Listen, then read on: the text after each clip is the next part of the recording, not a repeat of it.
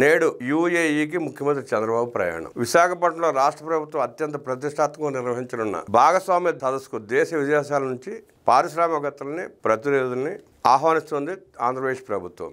ఈ మేరకు సింగపూర్ దేశంలో గతంలో పర్యటించిన ముఖ్యమంత్రి బృందం ఇప్పుడు యూఏఈకి వెళ్లనుంది. నవంబర్ 14-15 తేదీలో 2 రోజుల పాటు నిర్వహించిన సిఐఐ భాగస్వామ్య సదస్సు కోసం సీఎం దుబాయ్లో రోడ్ షో నిర్వహించనున్నారు. అలాగే పర్యటన చివరి రోజున దుబాయ్లో ఏపీ ఎన్ఆర్టీ ఆధ్వర్యంలో నిర్వహిస్తున్న తెలుగు డయాస్పోరా సమావేశంలో సీఎం చంద్రబాబు పాల్గొనున్నారు. పర్యటనలో భాగంగా యునైటెడ్ అరబ్ ఎమిరేట్స్లోని దుబాయ్ సహా ఇతర దేశాలకు చెందిన పారిశ్రామికవేత్తలను, కంపెనీలను, ప్రభుత్వ ప్రతినిధులను విశాఖలో జరగనున్న పెట్టుబడుల సదస్సుకు ముఖ్యమంత్రి ఆహ్వానించనున్నారు.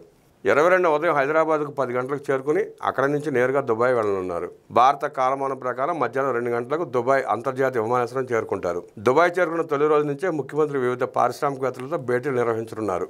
సీఎం పర్యటించే 3 రోజుల్లో వీలైనంత మంది పారిశ్రామికవేత్తలను కలిసేలా యూఏఈ పర్యటన ఉండబోతోంది. ప్రభుత్వ ప్రతినిధులతో 3, పారిశ్రామికవేత్తలతో 14 1-to-1 రౌండ్ టేబుల్ సమావేశాలు, 2 సైట్ విజిట్స్, మీడియా ఇంటర్వ్యూలు 2, సిఐపిఎస్ రోడ్ షో 1, తెలుగు డయాస్పోరా 1 సహా మొత్తం 3 రోజుల పాటు 25 సమావేశాల్లో పాల్గొన్నారు. ఇక ప్రతిరోజు 5-6 సమావేశాలు ఉండేలా ముఖ్యమంత్రి యూఏఈ పర్యటన ఉండబోతోంది. తొలి రోజు పర్యటనలో భాగంగా 22న 5 కంపెనీలకు చెందిన పారిశ్రామికవేత్తలతో సీఎం భేటీ కానున్నారు. Sobha group, Sharaf DG, trans world group, Lodha group, Dubai future foundation సంస్థలకు చెందిన ప్రతినిధులతో సీఎం చంద్రబాబు సమావేశం అవుతారు. వీరితో జరిపే వేర్వేరు భేటీల్లో ఇండస్ట్రియల్, ఐటీ పార్కులు, లాజిస్టిక్స్, వేర్ హౌసింగ్ సదుపాయాలు, పోర్టులు, షిప్ మేనేజ్మెంట్ వంటి రంగాల పెట్టుబడులపై ఆయా సంస్థల ప్రతినిధులతో సీఎం చంద్రబాబు చర్చించనున్నారు. తొలి రోజు పర్యటనలో ముఖ్యమంత్రి బృందం పలు ప్రాంతాలను సందర్శించనుంది. మ్యూజియం సందర్శనలో భాగంగా జర్నీ టు 2071 థీమ్తో ఉండే స్పేస్ ట్రావెల్ ఎక్స్పీరియన్స్ సెంటర్ను సీఎం పరిశీలిస్తారు.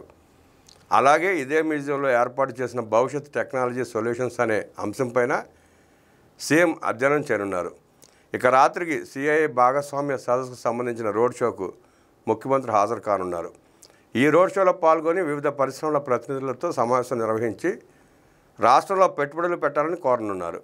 అలాగే విశాఖలో వచ్చే నెల 14-15 తేదీలో జరగబోయే పెట్టుబడుల సదస్సుకు ఆహ్వానించనున్నారు.